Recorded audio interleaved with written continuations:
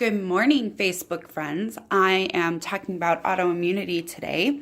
And the reason I really wanted to talk about it is because I noticed that a lot of us are suffering from it.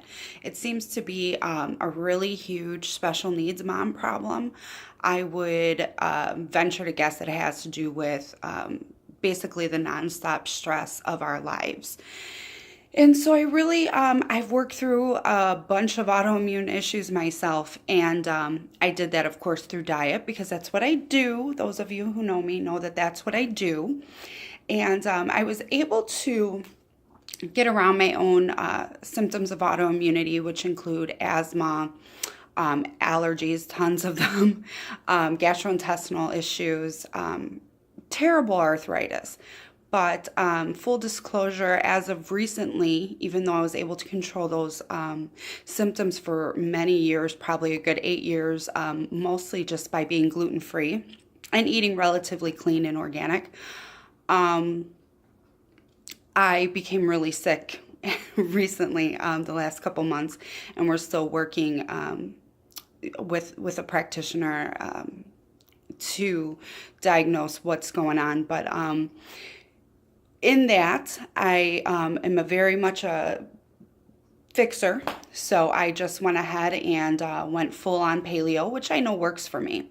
My first introduction basically to that kind of a diet was many years ago, just always battling with my weight. So I did the South Beach diet, and the South Beach diet was wonderful. And I felt better on that diet than I did any other time in my life. And so that was the first time that I started to kind of recognize that eliminating processed foods and grains were huge for me. It really helped to normalize my weight.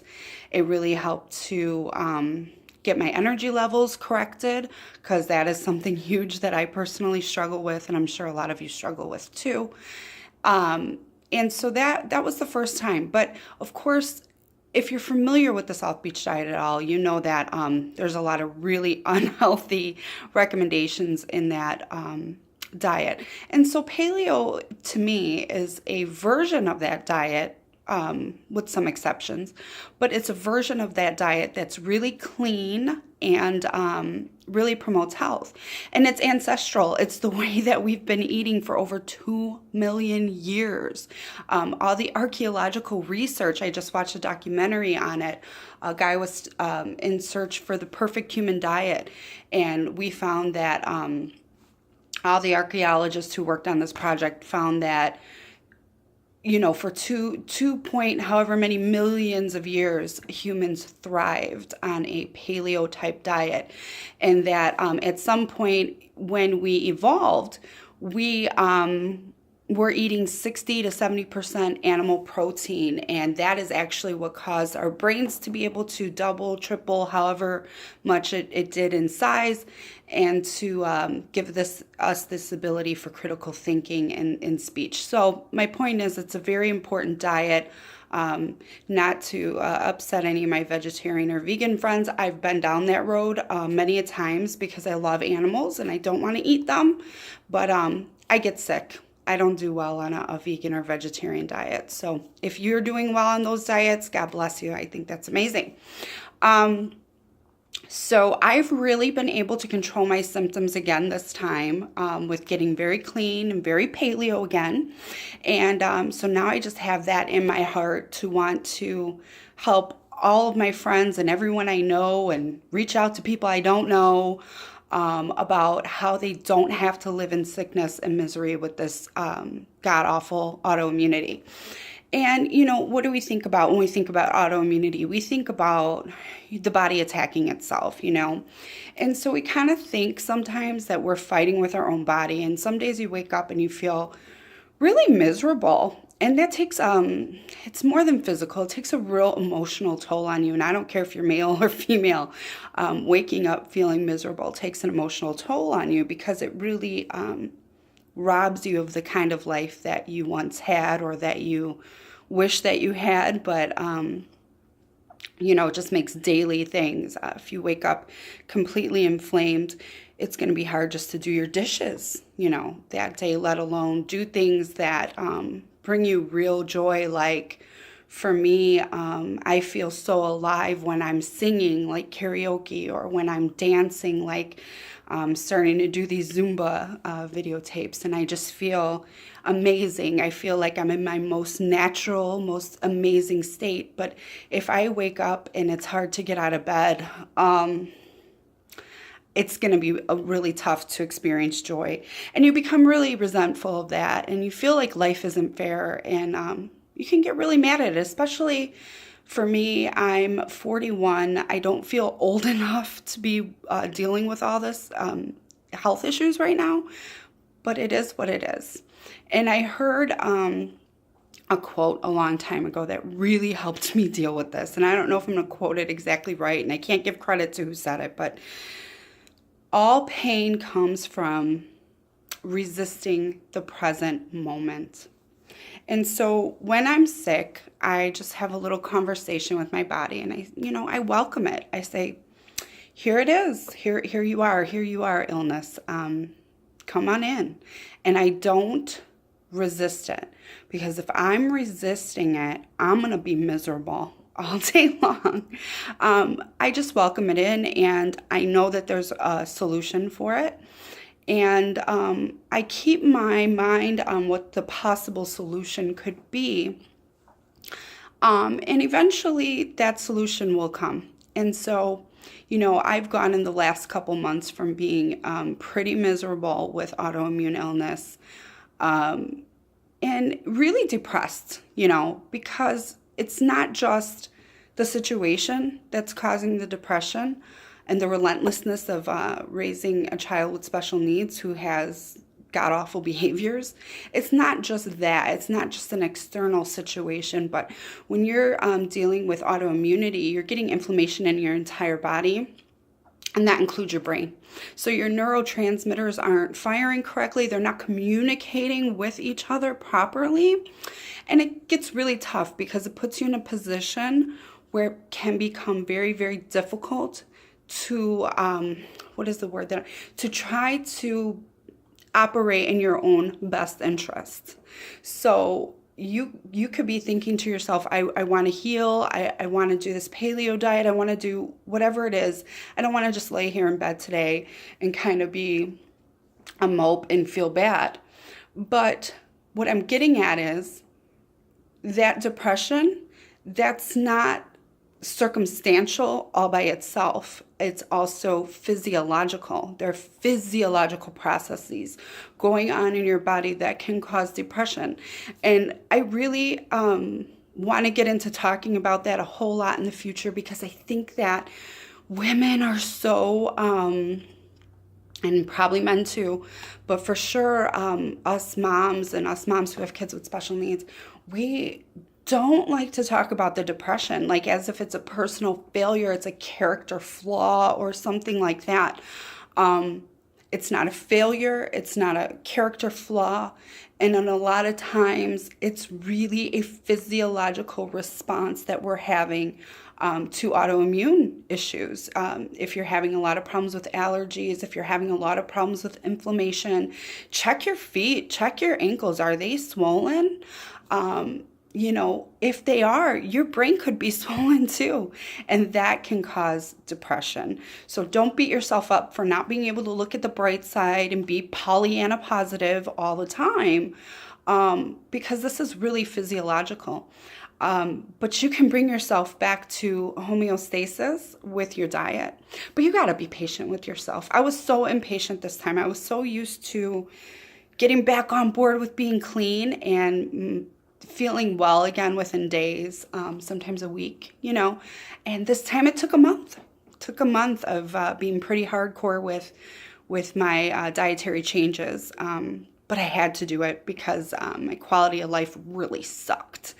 And I love working with people on their nutrition and their health, and I obviously couldn't be sick and depressed and help anybody else get better, that's for sure.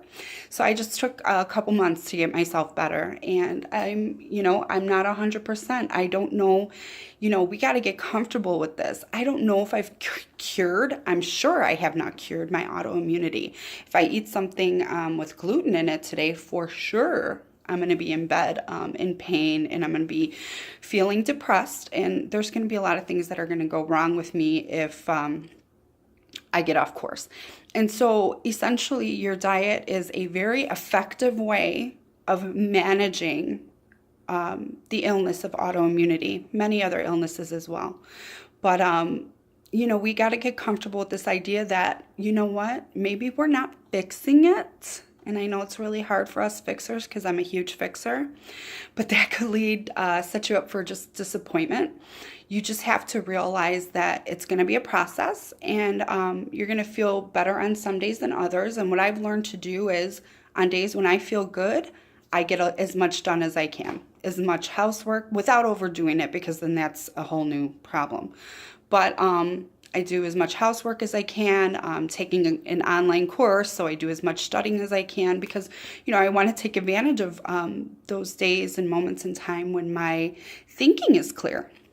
Because with autoimmunity, you don't have clear thinking all the time, which is also frustrating when you're used to plowing through material, reading through books really quickly and really being able to grasp information. And now you really just have to work with yourself, and you just have to say, okay, my brain seems to be working well today, so let's get some knowledge in, let's get some information.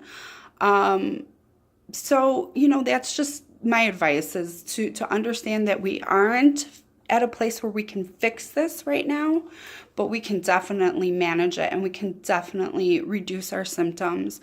For autoimmunity, to get your immune system to behave, and if you want to approach it conventionally, then you have a few options. You can this isn't going to help your immune system, but you can take a lot of pain medication, which is for sure going to cause constipation, all kinds of gastrointestinal issues.